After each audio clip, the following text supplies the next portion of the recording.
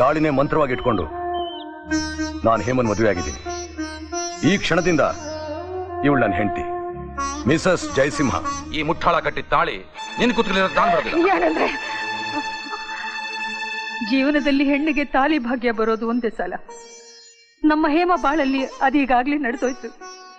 ಅವನು ಒಳ್ಳೆಯವನು ಕೆಟ್ಟವನು, ಶ್ರೀಮಂತನೋ ಬಡವನೋ, ಅವಳಿಗವನೇ ದಿಕ್ಕು, ಅವನೇ ಸರ್ವಸ್ವ.